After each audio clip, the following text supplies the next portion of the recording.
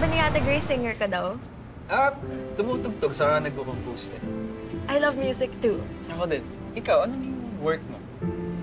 Minsan gumagawa ako ng mga online content. Vlogger ako.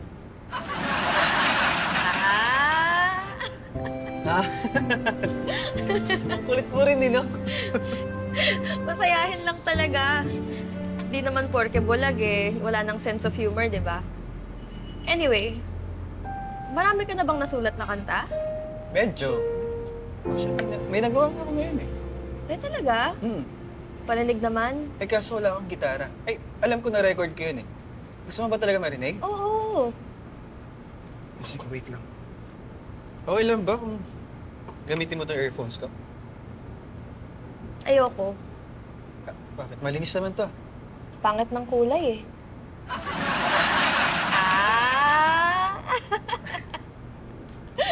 Sige na nga, pero...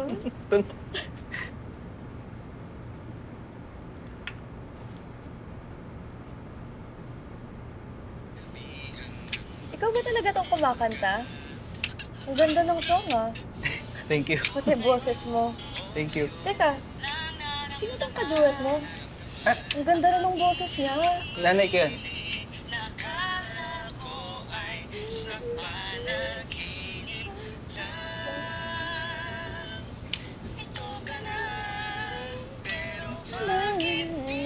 Sunod ka na, ah. Mabilis talaga ako makatanda ng kanta pag narinig ko.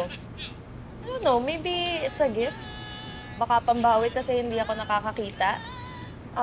Teka, pwede bang padalan mo ako ng kopya nito para mapakinggan ko pa sa bahay? Sige, isa-send ko sa'yo. Tapos, alam mo ba, kakantayin namin ito ni Nanay sa TikTok Live. Ay, talaga? Oo, manood ka.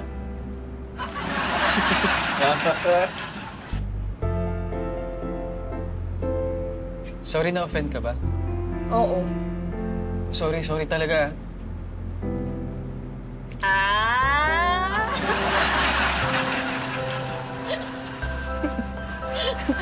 Grabe yung trip mo, no? Oh, okay na to, Pete. Subukan mo. Erwin. Pa? Ikaw nga sumubok. Ano ba? Maupo ka dito.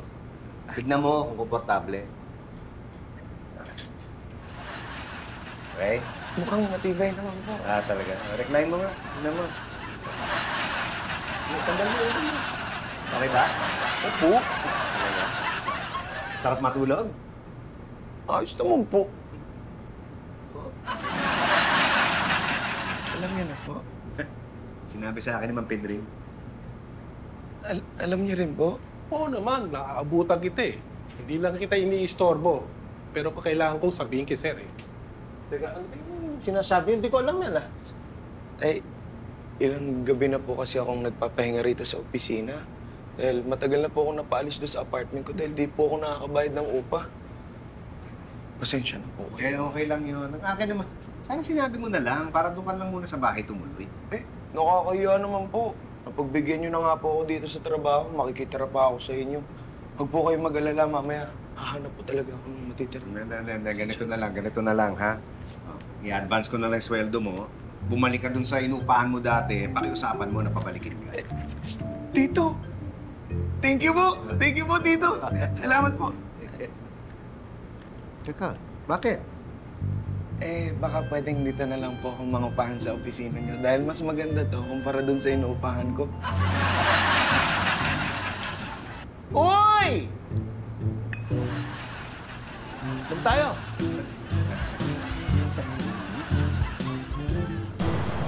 Parang hindi kayo alive. Ano? Meron. Hindi kasi may problema eh. Inubo yan eh. Tapos namaos. Tapos nawala ng boses. Ayan, siya na. Ano po ikaw na pakanta? Di ba duet yun? Oo nga, duet yun. May kaduet na ako. Nako, paano yan? Hindi ko pa naaral yung kanta mo. Huwag ka mag-alala kung bahala. Talaga?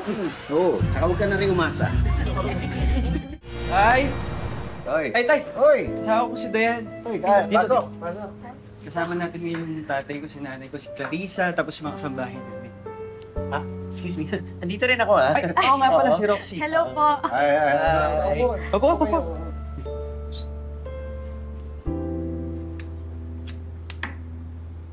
So, bale dito, para lang po ma-update kayo, no? Si Dayan po ay pinsan ng fan ko from the US. Sinet up niya para makipag-blind date kay Chito. Blind date? Opo. Pagmula po pagkabata.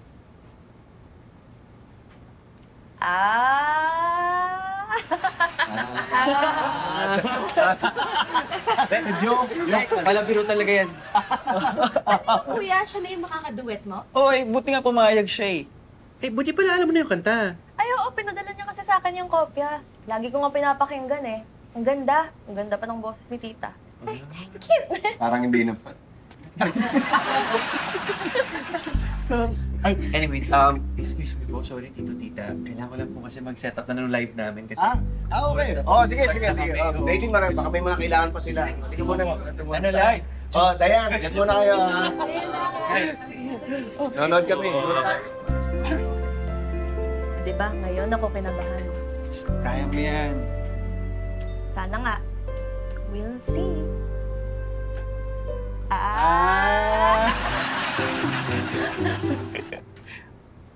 Uy, ikaw ba tapos dyan?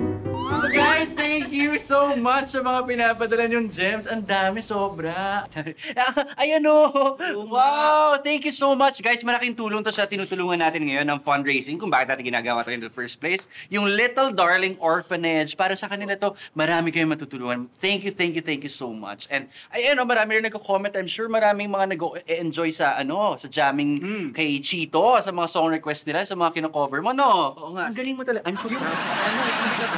Ay, oo nga pala, ito na. Yung main event natin, guys, yung pinaka-hinihintay nyo. Ito na yung bagong original song na sinulat ni Chito Baby. But this time, with our special guest, si Dayan, ang kanyang mga kaduet. So please, welcome back, Chito and Dayan, for the song, Kung Masasaktan Lang.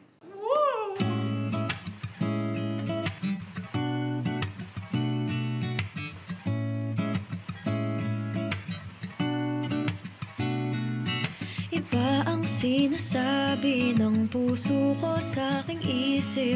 Paano kaya? Ano ang gagawin? Di makatulog sa gabi hanggang mag-umaga. O ngayon lang naramdaman ang pag-ibig na akala ko ay sa panaginip lang.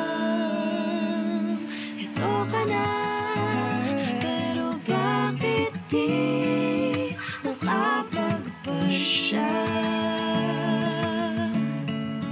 Baka naman halong takot lang ang nararamdaman sa tindi ng pagmamahal. Sobra din kung masasaktan lang. Kung masasaktan, kung masasaktan,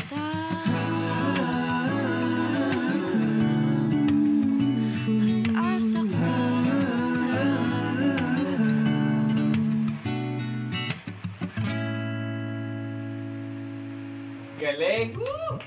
Grabe! Sa panahon ng Anli, hindi pa rin natin nakukuha lahat ng gusto natin. May mga bagay talaga na masasabi nating hanggang pangarap na lang siguro. Kasi hindi naman lahat ng bagay, Anli. Marami pa rin may limitasyon. Pero yung mangarap, yan ang walang limitasyon. Kung gagawan mo ng paraan lahat ng pangarap mo, siguradong makukuha mo rin yung gusto mo. Basta lagi mo lang tatandaan at iisipin, sa bawat limitasyon, meron kang pambawi. Meron kang solusyon.